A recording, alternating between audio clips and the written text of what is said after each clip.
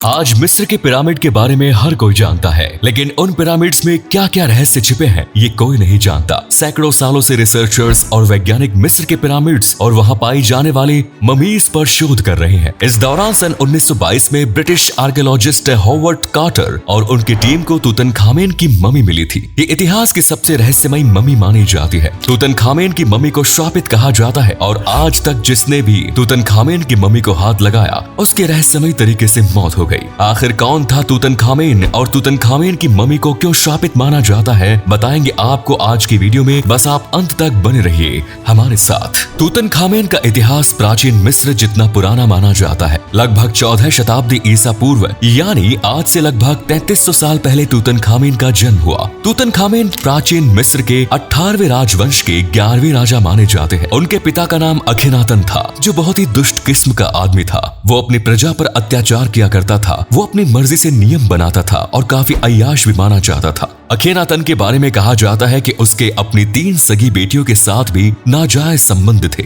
उसने पूरे मिस्र में सभी देवी देवताओं की पूजा पर रोक लगा दी और आदेश दिया कि सिर्फ सूर्य देवता की ही पूजा की जाएगी। मिस्र में उस समय राजा को फराहो कहा जाता था। अखिनातन की मौत के बाद तूतनखामेन मिस्र का फराहो बना। उस समय तूतनखामेन की उम्र महज 9 वर्ष की थी। उनका शासनकाल 1333 ईसा पूर्व से 1324 ईसा पूर्व तक माना जाता है। बताया जाता है कि तूतनखामेन का स्वभाव अपने पिता से बिल्कुल अलग था। वो जनता की सेवा करता था। उसने अपने पिता के नियम रद्द करवाए और मिस्र में सूर्य देवता की जगह चंद्र देवता की पूजा शुरू कराई। यहाँ तक कि चंद्रमा का मंदिर भी तूतनखामेन ने बनवाया। तूतनखामेन ने अपने 8 साल बड़ी सौतेली बहन से विवाह कर लिया था। मिस्र के आसपास के राजाओं से भी तूतनखामेन ने रिश्ते काफी मजबूत किए। इतिहासकारों की माने तो तूतनखामेन काफी कमजोर किस्म का व्यक्ति था। यहाँ तक कि उसे युद्ध कौशल के बारे में भी कोई ज्यादा जानकारी नहीं थी और केवल एक डमी के तौर पर तूतनखामेन राजा बनकर बैठा था। तूतनखामेन के बजाय उसके नाना अया सारे प्रमुख फैसला लिया करते थे, जो मिस्र के वजीर थे।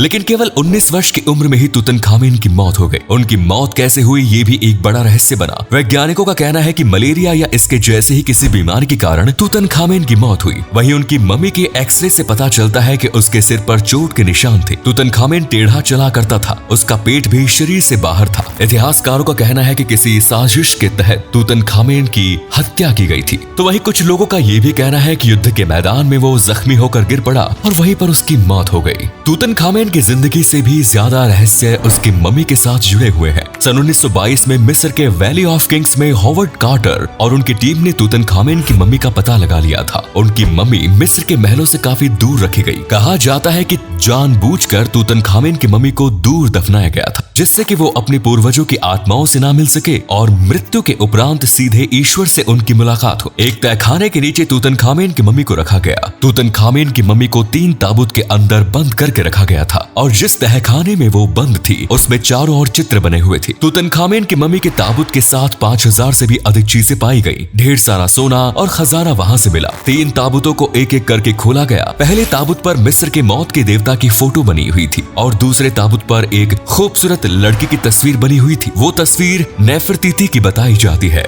वो कौन थी इसके बारे में बात करेंगे। तूतनखामेन की मम्मी को ताबीज पहनाया हुआ था और उसके पूरे चेहरे पर एक सोने का मुकुट लगा हुआ था। कई टुकड़ों में तूतनखामेन की मम्मी को ताबूत से बाहर निकाला गया। तूतनखामेन के ताबूत पर एक चेतावनी लिखी हुई थी, जिसने भी तूतनखामेन की शांति भंग की उसे मौत का सामना करना पड़ेगा। लेकिन हॉवर्ड कार्टर और उनकी टीम ने उस चेतावनी को अनदेखा कर दिया। उन्हें लगा कि कोई सोने की चोरी ना करे, इसीलिए ये चेतावनी लिखी गई होगी। रिसर्चर्स का मानना है कि तूतनखामेन की मम्मी जहाँ दफन थी वहाँ पर 2 गुप्त दरवाजे भी मौजूद हैं और उनमें से एक दरवाजे के पीछे नेफरतीती की मम्मी दफन है। नेफरतीती कौन थी, इस बारे में इतिहासकारों का कहना है कि वो तूतनखामेन की माँ हुआ करती थी। तो वहीं कुछ लोग नेफरतीती को तूतनखामेन की प्रेमिका भी बताते हैं। नेफरतीती को प्राचीन मिस्र की सबसे खूबसूरत राजकुमारी माना जाता है। तूतनखामेन की कब्र के पास कई तलवारें, बेशकीमती गहने और एक खंजर भी मिला। जिस धातु से वो खंजर बना था वो इस धरती की धातु नहीं थी। बाद में रिसर्च में पाया गया कि उल्कापिंड के साथ कोई धातु धरती पर गिरा होगा और उसी से खंजर बनाया गया है। तूतनखामेन की मम्मी को खोजने वाली टीम के सभी सदस्यों की एक एक करके मौत हो गई। किसी की मौत स्वाभाविक थी तो किसी की रहस्यमयी तरीके से मौत हुई। कई महीनों तक ये सिलसिला जारी रहा और जो भी तूतनखामेन की मम्मी के पास गया या उसे हाथ लगाया उसकी मौत हो जाती थी। 1920 के दशक में पूरी दुनिया में ये बात फैलने लगी कि तूतनखामेन की मम्मी श्रापित है। 5 अप्रैल 1923 को कैरो में लॉर्ड कैनावॉन की मौत हो गई जो खोजी दल के प्रमुख थे। 16 मई 1923 को जॉर्ज जे गोल्ड की भी मौत हो गई। इसके बाद लॉर्ड कैनावॉन के भाई की मौत की खबर मिली।